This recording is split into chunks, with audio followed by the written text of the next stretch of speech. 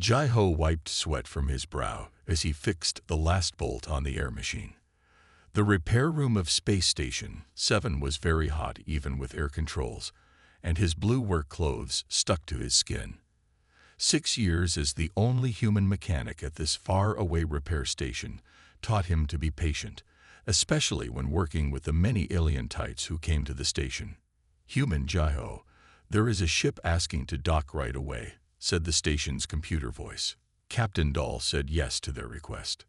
Jai-Ho sighed and put away his tools. "What is wrong with the ship?" "Not known. The ship belongs to the Kildarian Trade Group. The pilot only said it was an urgent engine problem." The Kildarians were known for their proud attitudes and dislike for other species, especially humans, who they thought were simple and backward. Jai-Ho had met them before. They usually wanted their own mechanics to fix their ships and only came to outside stations when they had no choice. 1 hour later, Jai-Ho stood in the main landing area as the smooth silver Kildarian ship moved through the force field. Its side showed burn marks, and one of its engines made strange noises. The entry ramp came down with a hiss, and a tall, thin figure walked out. Captain Ki of the Kildarian ship stood nearly 7 feet tall, with pale blue skin that seemed to shine under the lights.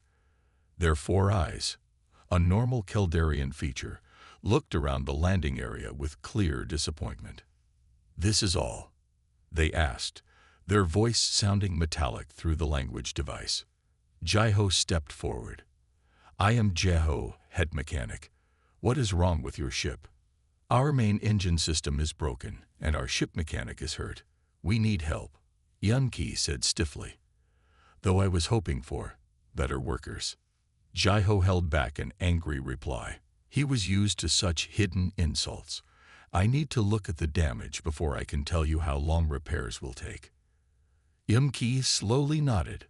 "Fine, but be warned, human. Our ship has secret technology. You must not touch anything except what needs fixing."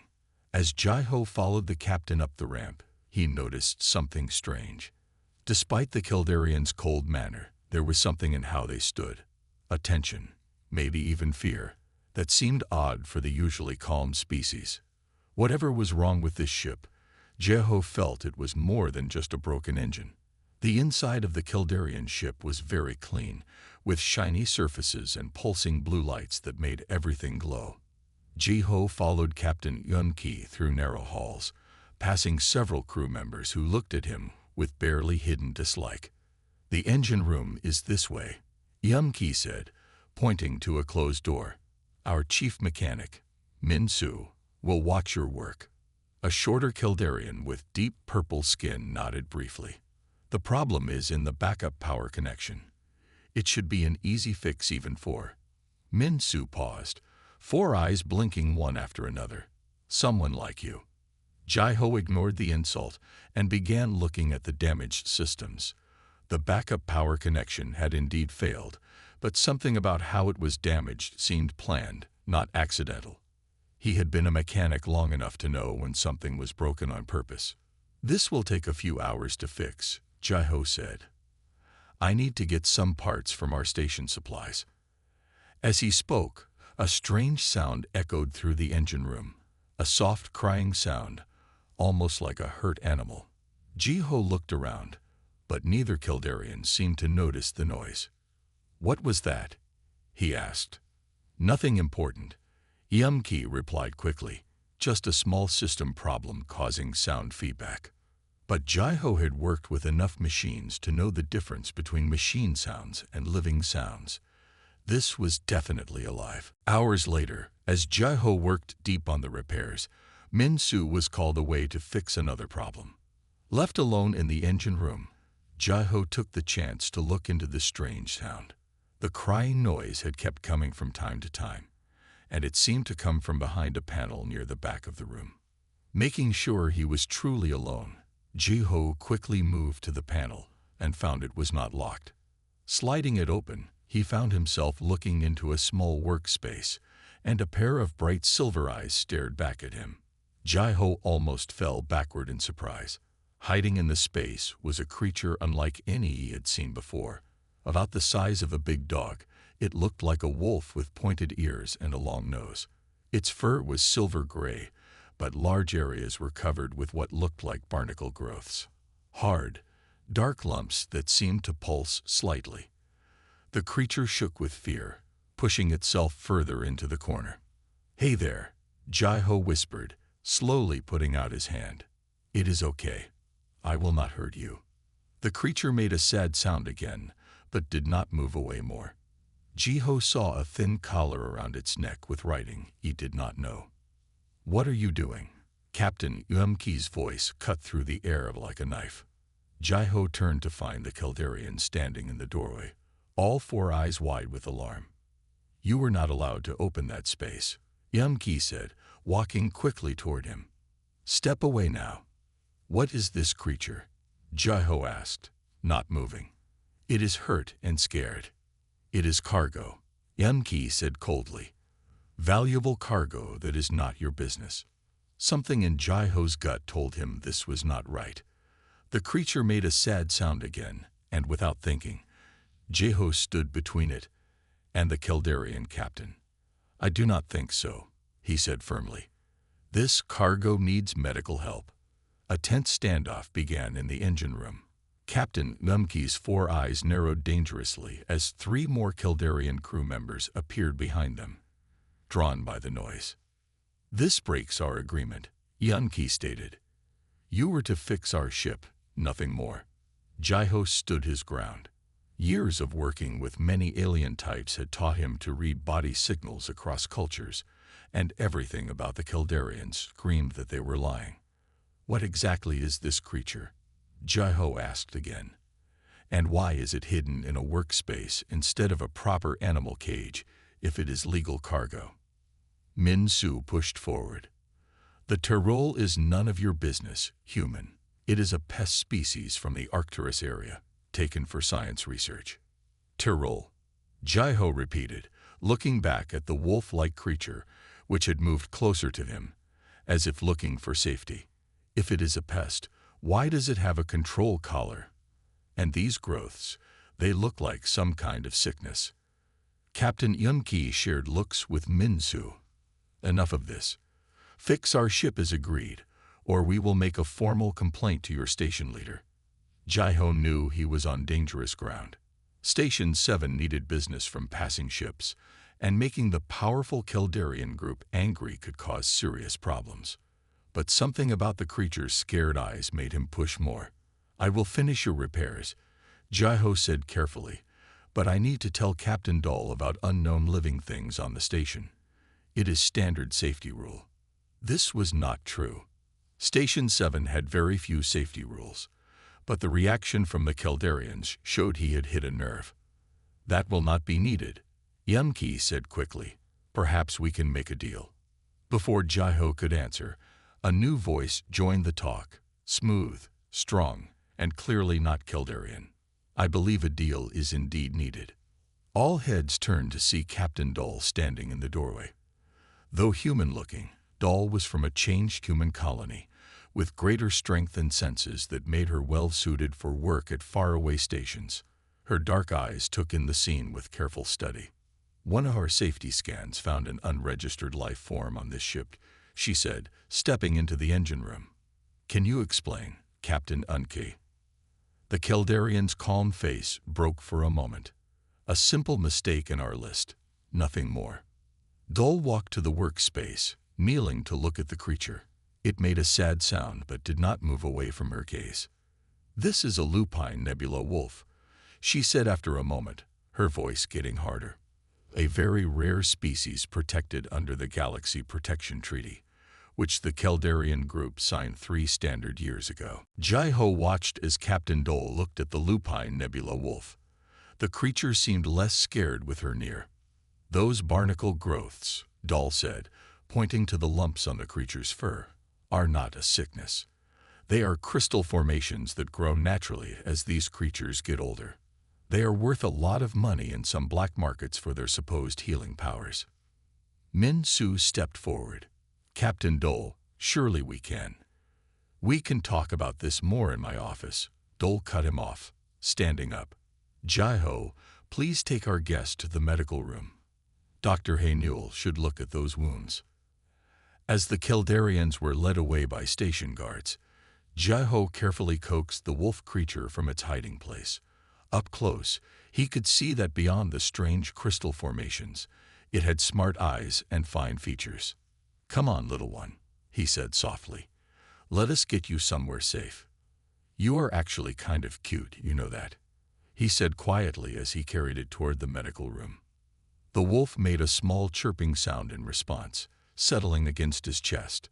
The station's medical room was a clean space with many testing machines and special treatment beds made to fit many different species. Dr. Haynul, a human woman with much training in alien biology, looked up in surprise as Jai-Ho entered with the wolf-like creature in his arms. "What do we have here?" she asked, quickly clearing space on a testing table.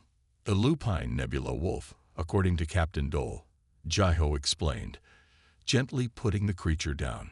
"Found it hidden on the Kildarian ship. It is hurt and seems hungry." Haynul's eyes got wide. "A real nebula wolf. I have only read about them in biology books." She quickly put on medical gloves and began preparing scanning tools. "They are very rare. Some scientists thought they were all gone." The wolf creature watched them carefully but stayed calm as Haynul ran her scanner over its body. The barnacle-like growths glowed with a faint blue light under the scanner. "Amazing," Haynul said quietly. "These crystal formations are actually helper life forms. They form a give-and-take relationship with the wolf, giving extra energy from space radiation, while the wolf gives movement and protection." Jai-Ho leaned closer. "So they are not bad for it. They do not hurt it." "Very much the opposite," Haynul replied, still scanning. "They are needed for the wolf to live in deep space. That is likely why the Kildarians were smuggling it. These crystal formations can be sold for huge profit." "Can they not be grown in a lab?" Jai-Ho asked. Haynul shook her head. "Scientists have tried, but the crystals only get their special powers through the living link with the wolf. Taking them off usually kills the host." The wolf made a soft, sad sound as Haynul looked at a bad wound on its back leg. "This was done on purpose," she said, voice hardening. "They were taking small samples of the crystals. Cruel practice. It is like cutting off someone's fingers over and over." Jai-Ho felt a wave of anger toward the Kildarian crew. "Will it get better?" "With proper care, yes. The body wounds will heal, but I am more worried about mind trauma. These creatures are very smart and social. Being alone and hurt will have caused problems." As if understanding their talk, the wolf creature looked up at Jai-Ho with those silver eyes, then gently licked his hand. The feeling was odd, slightly electric, like a mild shock. "I think it likes you," Haynul said with a small smile. "What will happen to it now?"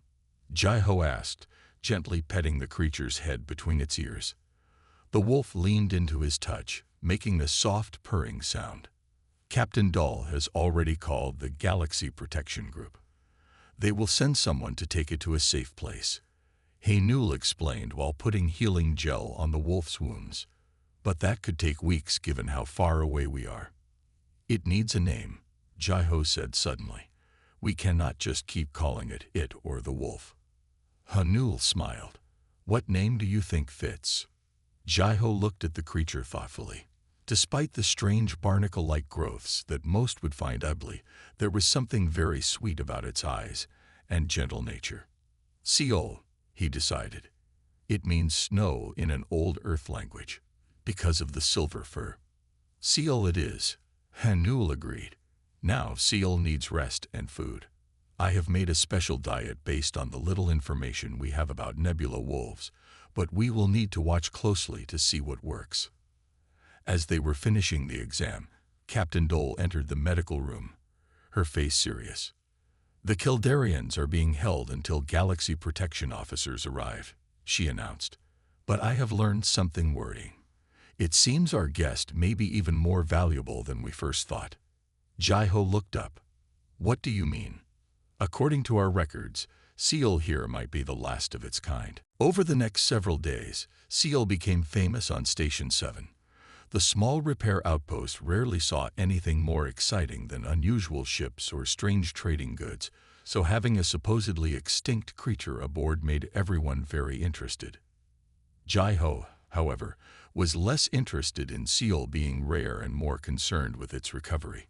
He had offered to take main care of the wolf, changing a corner of his small room into a comfortable nest of blankets and soft pillows. Dr. Hainul had said yes to this plan, noting that Seal seemed calmer when Jai-Ho was near than anywhere else on the station. "The test results are good," Hainul said during one of Seal's regular checkups. "The wounds are healing faster than I expected, and the food mix is working well. The crystal formations are also showing brighter glow, which means good health." Jai-Ho nodded, scratching Seal behind the ears, something the wolf had quickly learned to enjoy. "What about the behavior signs you were worried about? The trauma from being captured?" Hainul looked at her data screen. "There is clear improvement there too. The first night, Seal showed signs of bad fear, walking back and forth, crying, fast heart rate. But those episodes have decreased a lot. Your presence seems to be the main helper." "We have been getting along well," Jai-Ho admitted. This was saying less than the truth. Despite having lived alone for years, he had adjusted surprisingly quickly to sharing his space with Seal. The wolf was smart and surprisingly clean, quickly learning station routines, and even seeming to understand when Jai-Ho explained he had to leave for work shifts. In the evenings, Jai-Ho found himself talking to Seal about his day, about Earth, about his life before coming to the station. It was strangely healing to have someone, even a non-human someone, to share his thoughts with. Tonight was no different. Jai-Ho sat cross-legged on the floor beside Seal's nest, sharing his dinner time. "You know, when I first saw those crystal growths, I thought you were covered in barnacles or something," he confessed, offering Seal a specially made protein cube that the wolf took gently.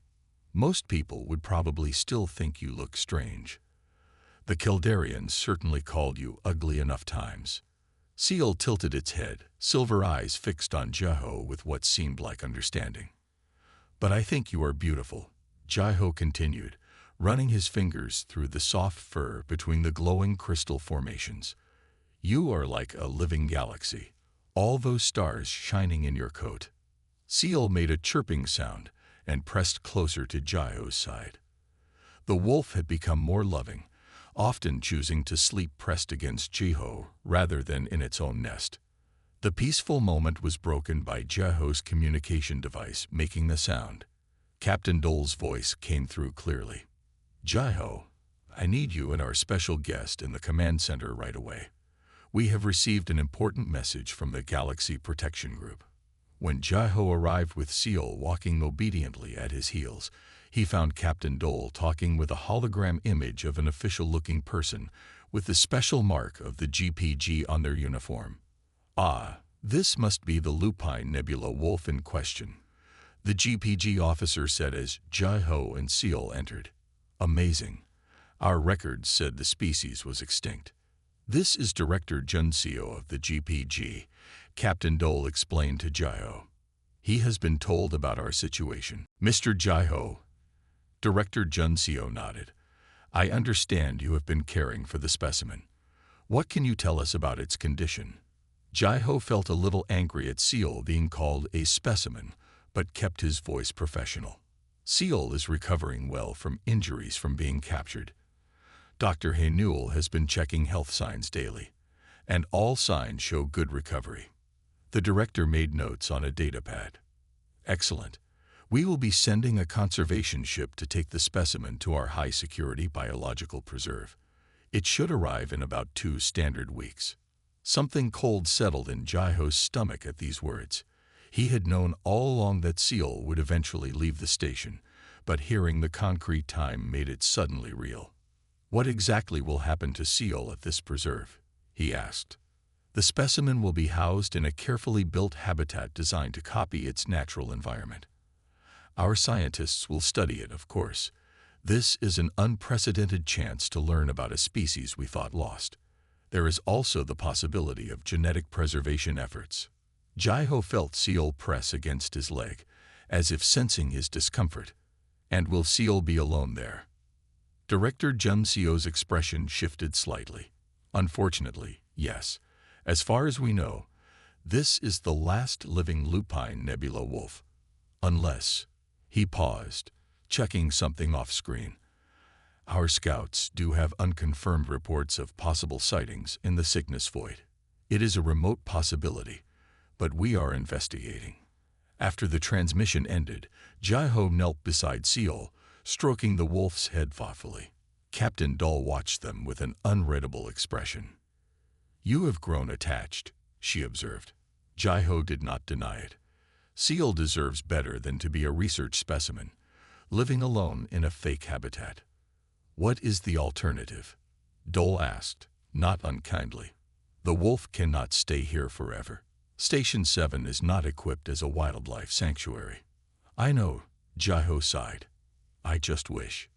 He did not finish the thought, but as he looked into Seal's intelligent eyes, he knew what he wished for.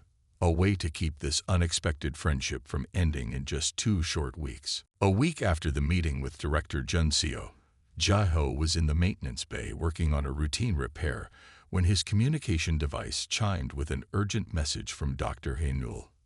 "Jai-Ho, you need to come to the medical room right away." Her voice was tense. "It is about Seal." Heart racing, Jai-Ho dropped his tools and ran through the station hallways. He had left Seal with Hae-Nul for what was supposed to be a routine checkup.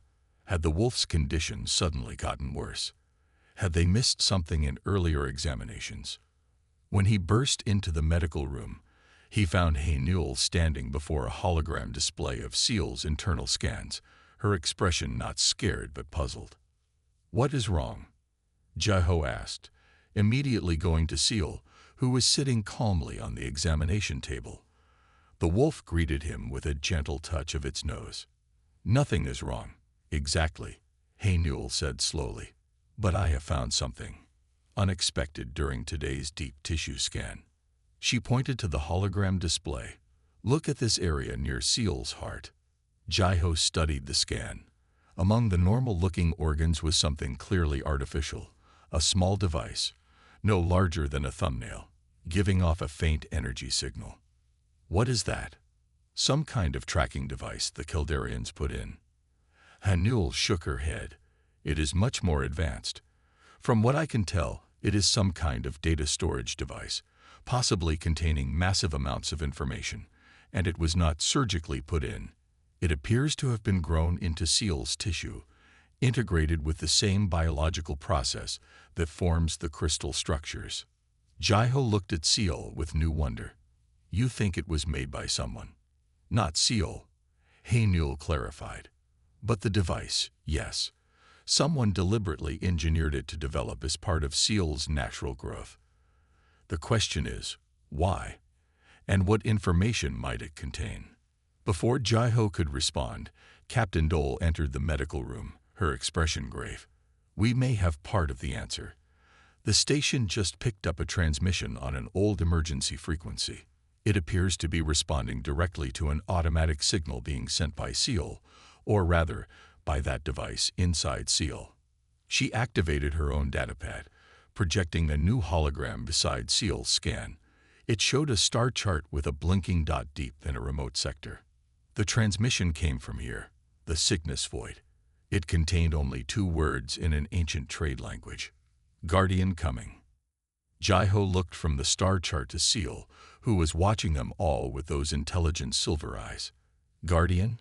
You think someone is coming for Seal?" "It is possible," Dahl said carefully. "The timing is certainly suggestive. This transmission came just hours after our conversation with the GPG." Hae-Nul frowned. Could it be a trap? Perhaps the Kildarians have friends who intercepted our communication with the GPG. Dahl shook her head. "Our security systems are too strong for that. Besides, this transmission used quantum encryption methods far beyond current Kildarian technology. Whatever sent this message has extremely advanced capabilities. "So what do we do?" Jai-Ho asked, instinctively placing a protective hand on Seal's back. The wolf leaned into his touch. "For now, we wait and prepare," Dole decided. "I have placed the station on elevated alert status, but I have decided not to inform the GPG yet. If this guardian is indeed coming for Seal, they may represent the wolf's best chance at reuniting with its own kind." Jai-Ho nodded in agreement. Over the past weeks, he had come to care deeply for Seal, but he knew that what the wolf truly needed was to be with others of its species, if any still existed. That night, as Jai-Ho sat in his quarters with Seal beside him, he found himself studying the wolf with new eyes. The crystal formations no longer seemed like strange growths, but purposeful adaptations, perhaps designed to protect the mysterious data device. "What secrets are you carrying, friend?" he whispered, gently touching one of the glowing crystal structures on Seal's back. As if in response, the crystals pulsed with increased brightness, casting strange patterns across the room's walls. Seal looked at Jai-Ho and made a sound unlike any Jai-Ho had heard before. Not a whimper or a chirp, but almost like a series of musical notes. Then, to Jai-Ho's amazement, a small hologram appeared in the air between them, coming directly from one of the larger crystal formations. It showed a swirling nebula of stars and cosmic dust, and within it, shadowy shapes that looked remarkably like Seal moving gracefully through the void. "Home," Jai-Ho whispered in realization. "You are showing me your home." The image shifted, showing dozens of the wolf-like creatures gathering around what appeared to be a massive crystal structure floating in space. Then the hologram flickered and disappeared, the crystal's glow returning to normal. Seal whined softly and pressed against Jai-Ho's side. "Do not worry," Jai-Ho promised, stroking the wolf's head. "If your guardian is coming, we will be ready. And if they can take you home, I will make sure you get there safely." Despite his reassuring words, Jai-Ho felt a pain in his chest. The idea of Seal leaving was becoming increasingly hard to accept. But seeing that brief glimpse of what must be Seal's true home and family, he knew he could not selfishly keep the wolf from them. Whatever came next, Jai-Ho was determined to do what was best for Seal, even if that meant saying goodbye. 3 days after the mysterious transmission, Station 7's sensors detected an unknown vessel approaching at great speed. Unlike anything in their database, the ship appeared as little more than a streak of silver light until it slowed down, turning into a sleek craft that seemed to shimmer with an inner glow similar to Seal's crystal formations. "No response to standard hailing frequencies," reported Yoon, the station's communications officer. "No identifiable registration or marking signs either." Captain Dole stood on the command deck, watching the screen with narrow eyes. "Weapons status." "That is the strange part," Yoon replied. "I am not detecting any normal weapons systems, but the energy readings from that vessel are off the charts. It could power 10 stations this size." Jai-Ho stood nearby with Seal at his side. Since the discovery of the data device and the mysterious hologram, he had been reluctant to let the wolf out of his sight. Now, as they watched the approaching vessel, Seal seemed unusually alert, the crystal formations pulsing with increased brightness. "It knows that ship," Jai-Ho said quietly to Captain Dole. "Look at how the crystals are reacting." Before Dole could respond, Seal suddenly emitted a series of those musical tones Jai-Ho had heard before. To everyone's surprise, the command deck's communication system activated on its own, and similar tones echoed from the speakers. "It is communicating," Yoon said in amazement, fingers flying over her console. "Some kind of harmonic language operating on quantum frequencies." The exchange continued for several seconds, and with each passing moment, Seal's excitement grew. The wolf paced in small circles, silver eyes fixed on the screen. "Captain," Yoon called suddenly, "the vessel is requesting docking permission in standard Galactic common." Dole hesitated, weighing the potential risks. The mysterious ship clearly possessed technology far beyond their understanding, and its intentions remained unclear. Yet Seal's reaction suggested it was indeed the prophesied guardian. Grant permission, she decided, but maintain security protocols. Jeho, bring Seal to the main docking bay. The rest of you, stations. As Jeho made his way to the docking bay with Seal trotting eagerly ahead, he felt a complex mix of emotions. Relief that the wolf might finally be reunited with its own kind, but also a growing sadness at the coming separation. In just a few weeks, Seal had become more than just a rescued animal. The wolf was a friend, a companion who seemed to understand Jeho on a level most humans never had. The main docking bay's massive doors parted to reveal the alien vessel, now securely attached to the station. Up close, its whole material defied easy classification, seeming to shift between solid metal and clear crystal depending on the angle of view. No obvious entry points were visible until, suddenly, a portion of the hull simply dissolved, creating a doorway of soft, golden light. A figure emerged, and collective gasps echoed through the docking bay.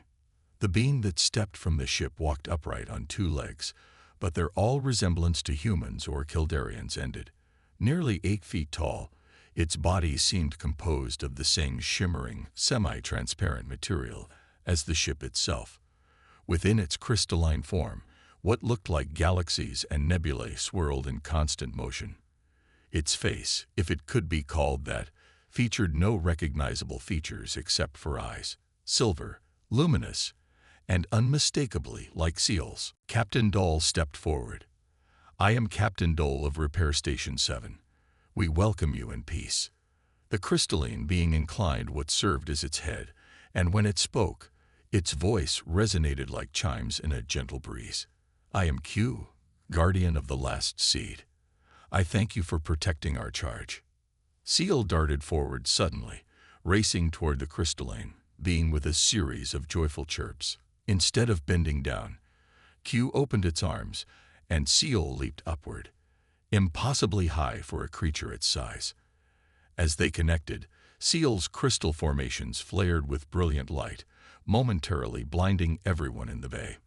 When the light faded, Seal was nestled in Q's arms, the wolf's crystals now pulsing in perfect harmony with the swirling galaxies within the Guardian's form.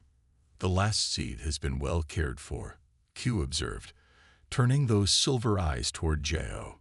"You, especially, have shown kindness beyond expectation.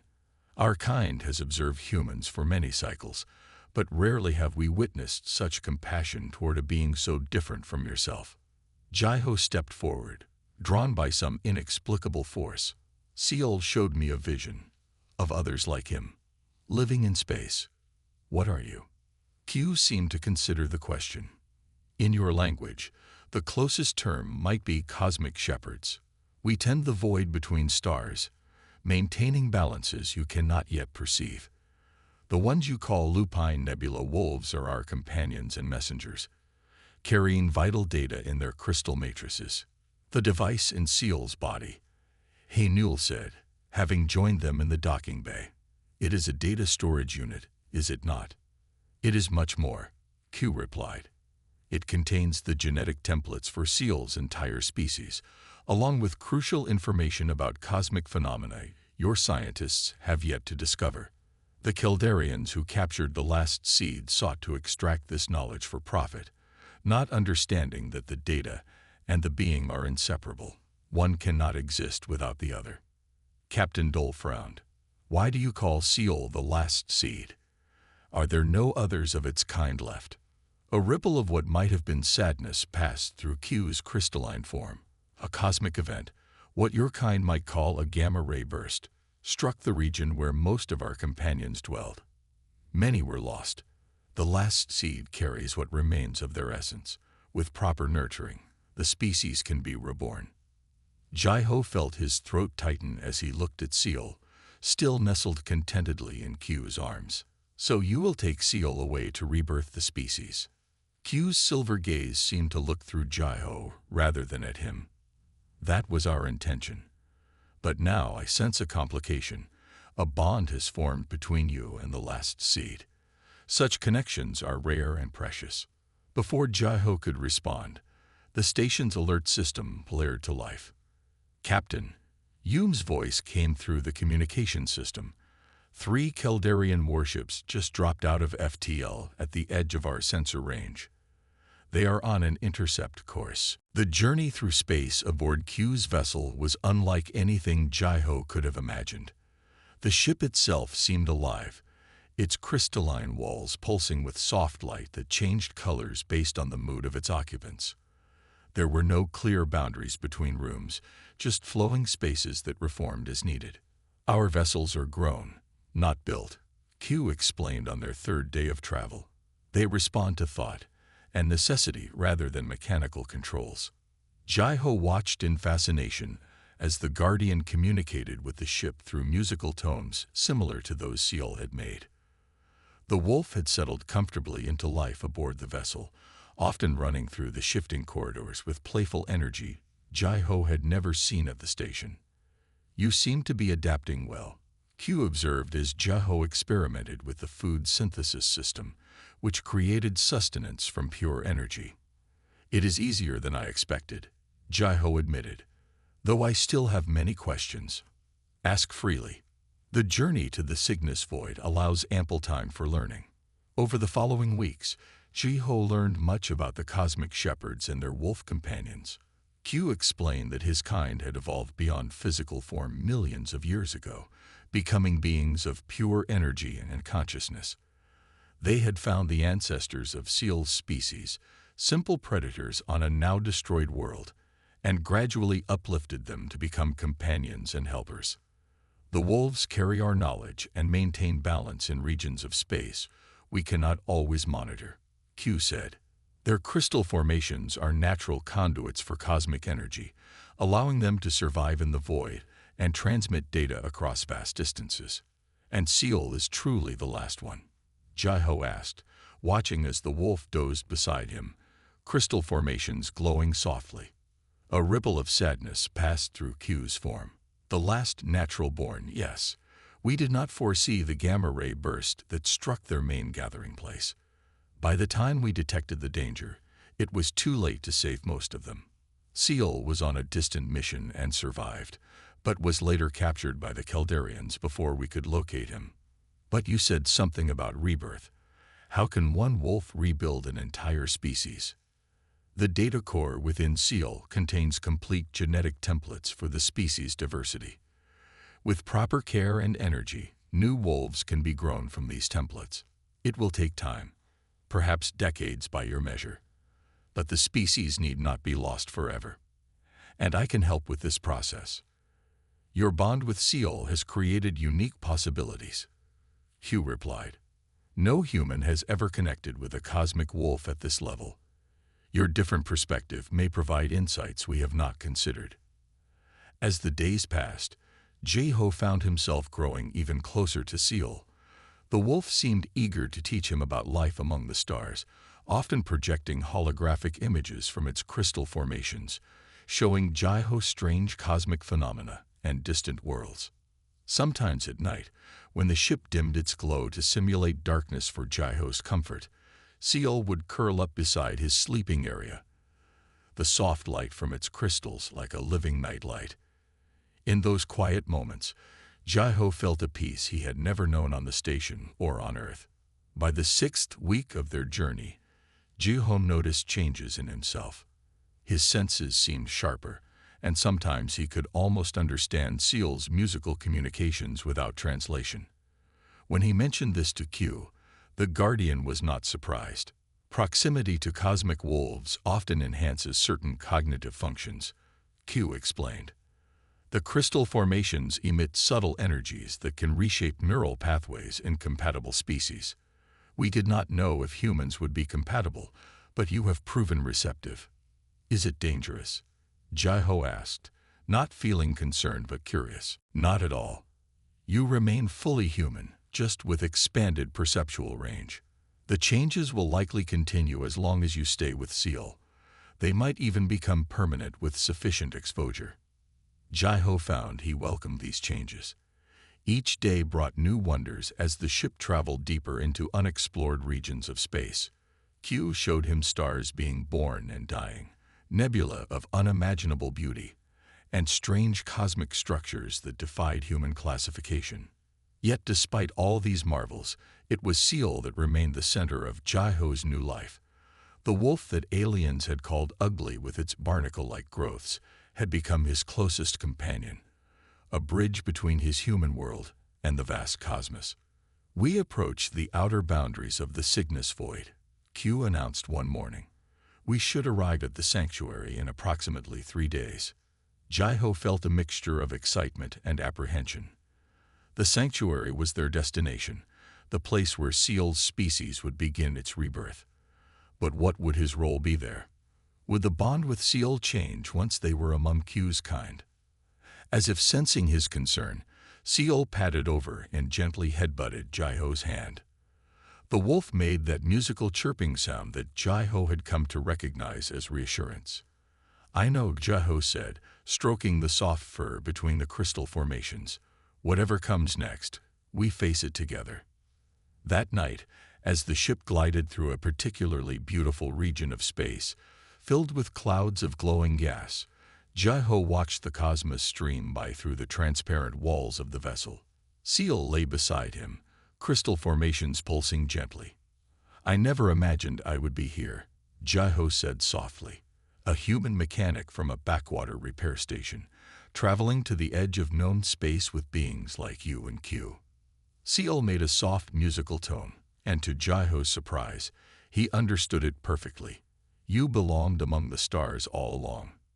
Jai-Ho smiled and continued to stroke Seal's fur as the ship carried them onward into the glowing heart of the galaxy, toward the mysterious sanctuary that awaited them in the Cygnus Void. The sanctuary in the Cygnus Void was not a planet or a station as Jai-Ho had expected, but something far more wondrous. It was a vast living structure floating in space, a massive crystalline formation that resembled a blooming flower, its petals extending for miles in every direction. The entire structure pulsed with the same luminescent energy as Q and Seal's crystal growths. As their vessel approached, the outer petals of the structure opened wider, creating a pathway for them to enter. Jai-Ho watched in awe as they glided into the heart of the cosmic flower. "Welcome to the Nexus," Q said, "the last gathering place of my kind." Inside, the sanctuary was even more beautiful. Crystalline pathways connected floating islands filled with strange, glowing vegetation. The atmosphere was breathable without any need for special equipment, maintained by the living structure itself. Most amazing of all were the other cosmic shepherds, dozens of beings like Q, their forms shimmering with inner galaxies as they moved through the space. They landed on a central platform where several guardians had gathered. Seal bounded excitedly from the ship, greeting the other cosmic shepherds with musical chirps. The crystals on the wolf's body glowed brighter than Jai-Ho had ever seen. Jai-Ho stepped out more cautiously, suddenly aware of his humanity in this alien place. The assembled guardians turned their silver gazes toward him, their crystal forms pulsing with what seemed like curiosity. One guardian, larger than the others with swirls of deep purple energy within its form, approached. "You are the human who bonded with the last seed. I am Sun, Elder of the Nexus. Your presence here is unprecedented." Jai-Ho bowed slightly, unsure of the proper greeting. "I am Jai-Ho. I came to help Seal, and to learn." Sun's form brightened, "And much there is to learn. No human has ever entered the Nexus. Your kind usually fears what is different. I found beauty where others saw ugliness," Jai-Ho said simply, looking at Seal with fondness. "Yes," Sun agreed. "That is why the bond formed. Come, there is much to show you." Over the next several days, Jai-Ho was introduced to the wonders of the Nexus. The cosmic shepherds had created a special living space for him, adapting a portion of the crystalline structure to suit human needs. From his quarters, he could see the vast expanse of the void beyond, filled with swirling cosmic gases and distant stars. Q served as his guide, explaining the history and purpose of the Nexus. The cosmic shepherds had built it eons ago as a place to gather knowledge and maintain balance in the universe. The wolf companions had been essential to their work, helping monitor distant regions of space and carrying data back to the Nexus. Soon we will begin the rebirth process, Q explained as they watched Seal playing with several young cosmic shepherds in a garden of crystal flowers. The genetic templates within Seal will be carefully extracted and nurtured in growth chambers. With time, new wolf companions will emerge. How long will it take? Jaiho asked. The first new wolves may emerge within one of your Earth years. A full restoration of the species might require decades. Your assistance during this time would be valuable, if you are willing. Jaiho thought about the life he had left behind. The lonely repair bay, the endless routine of fixing ships that never quite felt like home. Here, despite being the only human, he felt a connection he had never experienced before. I will stay, he decided, at least until the first new wolves are born. After that, we will see. Seal bounded over, sensing the importance of the moment. The wolf pressed against Jaiho's side, making that musical tone that Jaiho now understood as happiness.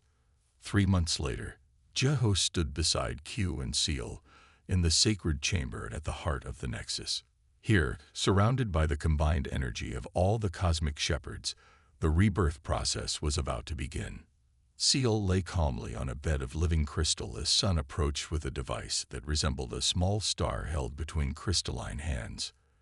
The wolf showed no fear, only peaceful acceptance of its role. The extraction will not harm the last seed, Sun assured Jaiho, sensing his concern. We will take only copies of the genetic data, not the originals. As the device touched one of the larger crystal formations on Seal's back, both began to glow with increasing brightness. The chamber filled with music, not just Seal's tones, but a complex harmony as all the cosmic shepherds joined in, their voices creating patterns of sound that seemed to shape the energy flowing from Seal into waiting growth chambers around the room. Jaiho watched in wonder as tiny points of light appeared in each chamber, the first sparks of new life, seeds that would grow into a new generation of cosmic wolves. When the process was complete, Seal bounded back to Jaiho, seemingly energized rather than weakened by the experience. The wolf made a series of musical tones that Jaiho now perfectly understood. We have begun again. Life continues. Later, as they stood together on an observation platform, looking out at the glowing beauty of the Cygnus void, Jaiho reflected on the strange path that had brought him here. From a simple mechanic who had found beauty in what others called ugly, to a witness of cosmic rebirth. Do you ever regret coming with us?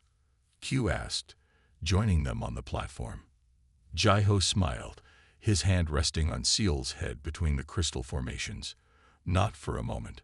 Some might see these growths as ugly barnacles, but I see stars waiting to be born. Seal made a contented sound and pressed closer to Jaiho's side. Above them, the endless cosmos stretched out in all its mysterious glory, a frontier they would explore together as the new wolf companions grew and joined them. In a distant repair station, humans might still call such creatures strange or ugly, but here in the heart of the Nexus, Jaiho had found his true home, among the stars, with a wolf that carried galaxies in its fur.